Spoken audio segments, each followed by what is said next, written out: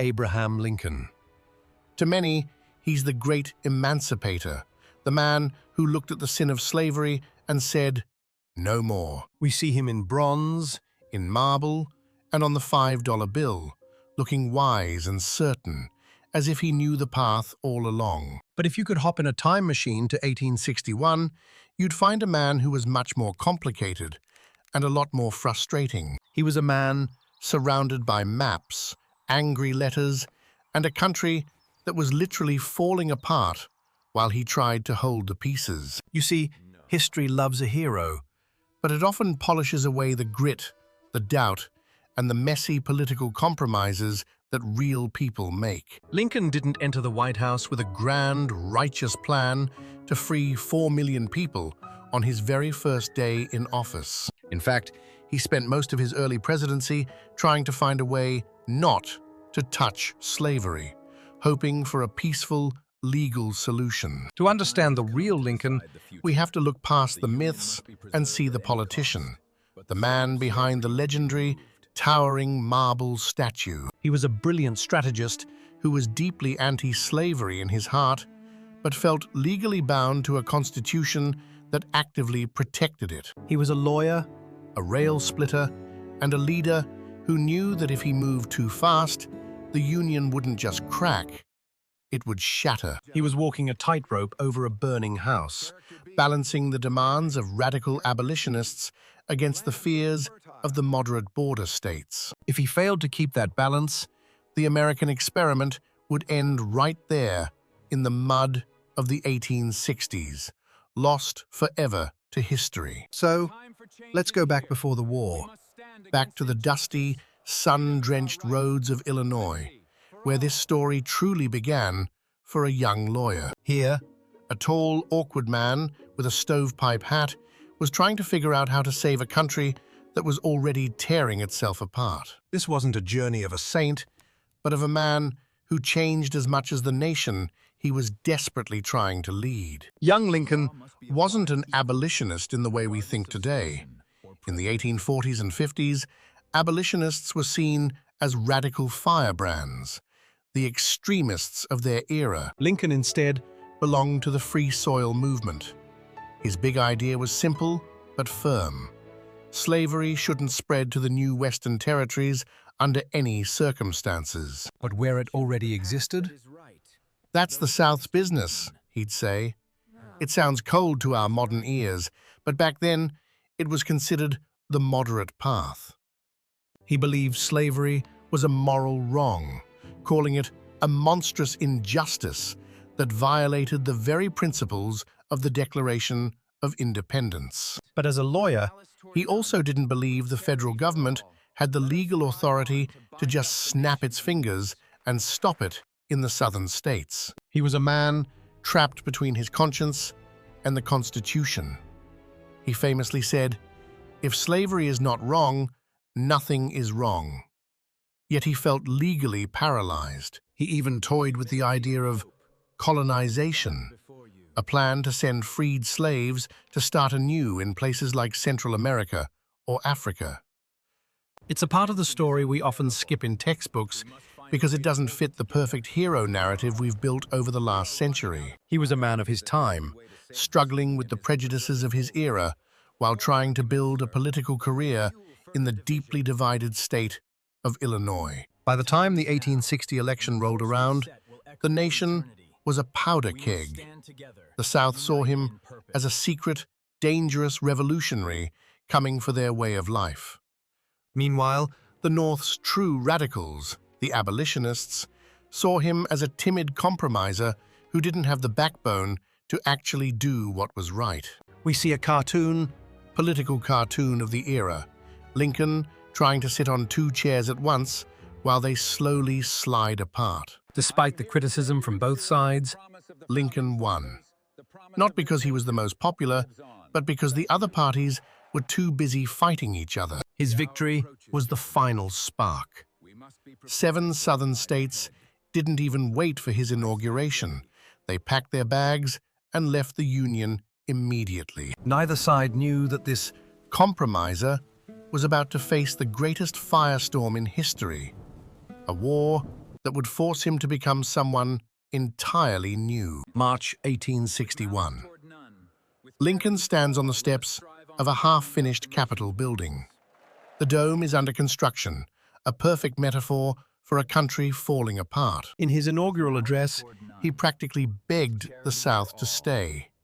He said, "I have no purpose to interfere with the institution of slavery." He was trying to be the ultimate peacekeeper, holding an olive branch in one hand and a giant shield labeled "the Constitution" in the other. But the South wasn't listening. 1 month later, the first shots were fired at Fort Sumter. The talking was over. The war had begun. Suddenly, Lincoln had a military to build. But his goal wasn't to free the slaves. It was simply to bring the runaway states back into the house. He was terrified of losing the border states, the slave states that hadn't left yet.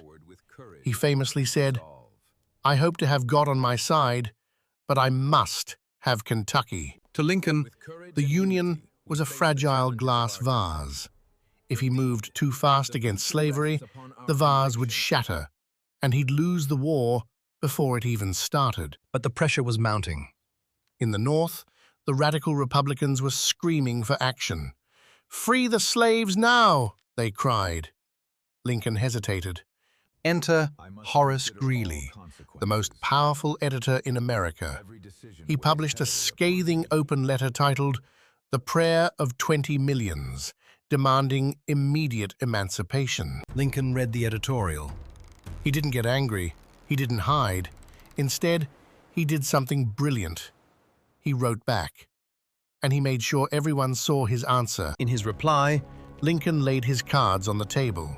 He wrote, "My paramount object in this struggle is to save the Union, and it is not either to save or to destroy slavery. If I could save the Union without freeing any slave, I would do it. And if I could save it by freeing all the slaves, I would do it. And if I could save it by freeing some and leaving others alone, I would also do that." Lincoln was a political juggler.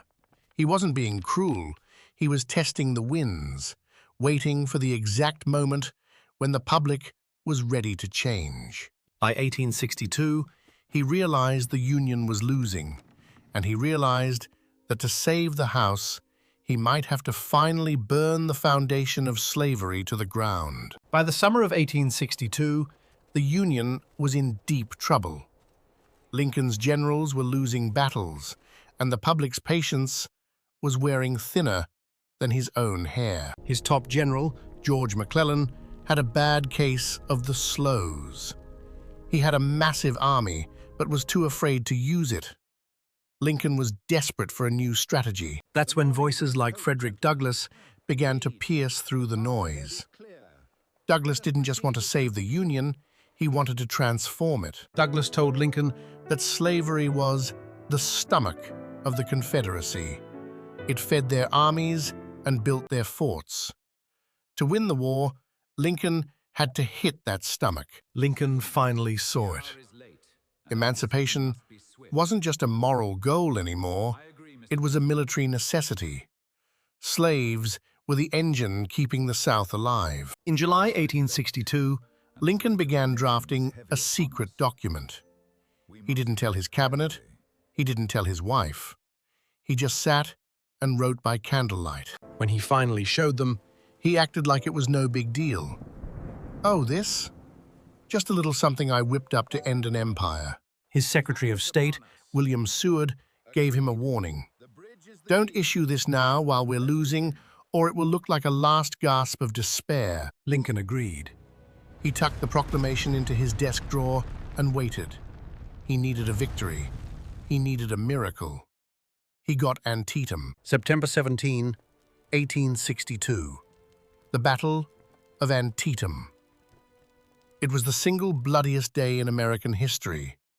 Over 22,000 men fell in just 12 hours. It wasn't a total victory, but it was enough. General Lee's invasion of the North had been stopped. Lincoln had his moment. 5 days later, Lincoln pulled the document out of his desk. He issued the preliminary Emancipation Proclamation. The world shifted. This wasn't just about the South, it was a diplomatic genius move. Now, Britain and France, who hated slavery, couldn't help the South without looking like villains. The war was no longer just about saving the Union. It was now a crusade for human freedom. There was no going back. He gave the South 100 days to surrender, or the proclamation would become law. The countdown to a new America had begun. January 1, 1863. New Year's Day. Lincoln had spent the entire morning shaking hands with hundreds of guests. By the time he reached his office, his hand was trembling. He picked up the pen, then hesitated. He didn't want a shaky signature to suggest he was unsure. "If my name goes into history," he said, "it will be for this act." With a firm hand, he signed it. In that moment, the legal status of 3 million people changed from property to forever free. The Union had a new soul. News didn't travel by internet, but it traveled fast. In the South, word spread through the grapevine telegraph. Freedom was no longer a dream. It was a law. Thousands of people began to self-emancipate, walking away from plantations and toward Union lines. The South's labor force was literally walking away. Lincoln had finally found the right key. He wasn't just preserving the House anymore, he was opening the doors for everyone. But the proclamation did more than free people. It allowed them to fight. Frederick Douglass famously said, "Once let the black man get upon his person the brass letter U.S., and there is no power on earth that can deny that he has earned the right to citizenship." Over 180,000 black soldiers joined the Union Army. This was a massive influx of fresh energy. The Union Army was leveling up, while the South was running out of men and hope. The South was furious. Jefferson Davis called the proclamation the most execrable measure in the history of guilty man. They threatened to execute any black soldier they caught. Lincoln didn't flinch. He issued an order of retaliation, promising to protect his soldiers regardless of their color. The stakes couldn't be higher. Summer 1863. The war reached its boiling point. In the West, Ulysses S. Grant was strangling the fortress of Vicksburg, the key to the Mississippi. But in the East, Robert E. Lee was taking his biggest gamble yet. He invaded the North again, marching his army straight into Pennsylvania. Lincoln was terrified. If Lee won here, he could march on D.C. This was the moment that would decide if the proclamation was a miracle or a suicide note. Two massive armies were about to collide at a small crossroads town no one had heard of. History was waiting. Gettysburg was calling. July 1863. The smoke finally clears over the Pennsylvania hills. It's a Union victory, but the cost is staggering. 50,000 men are dead, wounded, or missing. Months later, Lincoln is invited to dedicate a cemetery for the fallen. He isn't the main speaker. The keynote orator talks for 2 hours. Lincoln?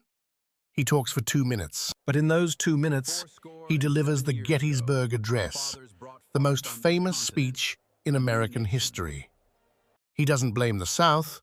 He honors the sacrifice. He calls for a new birth of freedom.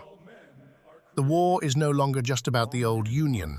It's about a better, more perfect Union, one that actually lives up to its promises. But inspiration doesn't win wars. Math does. And by 1864, the math was getting ugly. The war had turned into a brutal, grinding struggle of attrition. Lincoln finally finds his man, Ulysses S. Grant. Grant isn't fancy. He isn't afraid. He knows the North has more men and more guns. He plans to use them. The Overland Campaign begins. It's a meat grinder. Battles like the Wilderness and Cold Harbor, leave thousands dead in days. The North is horrified. Lincoln's popularity tanks. The newspapers call Grant a butcher. Lincoln's own party is wondering if he's leading them into an abyss. The 1864 election is coming. Lincoln is convinced he's going to lose. His opponent? General McClellan, the man he fired. McClellan wants a peace deal. If Lincoln loses, The war ends with the South winning. Slavery remains. The Emancipation Proclamation becomes just a piece of paper Lincoln is so sure he'll lose that he writes a secret letter promising to work with McClellan to save the Union before the new president takes over. Then, another miracle. General Sherman captures Atlanta.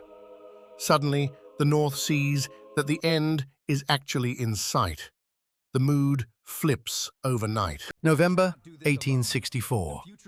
Lincoln is re-elected in a landslide. The soldiers, the very men dying in the mud, voted for him in massive numbers. They wanted to finish the job. Lincoln realizes He now has a mandate, not just to win the war, but to end slavery forever by changing the Constitution itself. The 13th Amendment is next. The man who started as a moderate compromiser is about to become the hammer that smashes the old world. The final battle is about to begin. January 1865. The war is ending, but Lincoln has one more mountain to climb. The Emancipation Proclamation was a war measure. Once peace came, it could be overturned. to make freedom permanent. He needs the 13th Amendment. But he's short on votes, so the great emancipator becomes the great lobbyist. He uses every trick in the book. Promises of jobs, late-night meetings, and good old-fashioned persuasion. He's horse trading for human souls. I am the President of the United States, He tells his team, clothed with immense power. He tells them to get those votes by any means necessary. January 31st. The House is packed. The vote is called. Every name is a heartbeat. The future of America is hanging by a thread. The amendment passes. The galleries erupt. Men weep. Women cheer. Slavery is finally, legally, and forever abolished in the United States. When Lincoln hears the news, He calls it a king's cure for all the evils. It is the proudest moment of his life. But his work isn't done. March 1865. His second inauguration. The tone has shifted. He's no longer begging the South. He's looking for a way to heal the nation's wounds, with malice toward none, with charity for all. It's more of a sermon than a speech. He's preparing America for a peace without vengeance. April. Richmond, the Confederate capital, falls. The Southern government flees in the middle of the night. The rebellion is crumbling into ash. Lincoln visits the city. He doesn't ride in on a horse like a conqueror. He walks through the streets with just a few guards. Former slaves recognize him. Don't kneel to me, He tells them, kneel only to God and thank Him for your freedom. The circle is closing. The war is almost over. April 9th. Appomattox Courthouse. General Lee surrenders to Grant. The terms are generous. No one is executed. The soldiers just go home. The puzzle Is finally back together. The lines of division are fading, replaced by a single, solid image of a reunited nation. Lincoln has done it. He saved the Union, and he ended slavery. But as the sun sets on the war, it's also about to set on the man himself. April 14. 1865, Good Friday. For the first time in 4 agonizing years, Abraham Lincoln is actually happy. The weight of the world seems to have finally lifted. He takes a carriage ride with his wife, Mary. They talk about the future. They talk about traveling to the Holy Land. They talk about a life after the presidency. That evening, They go to Ford's Theater to see a comedy called Our American Cousin. Lincoln wants to laugh. He's earned it. Inside the theater box, Lincoln leans back and chuckles at a joke. For a few brief seconds, he is just a man enjoying a play with his wife.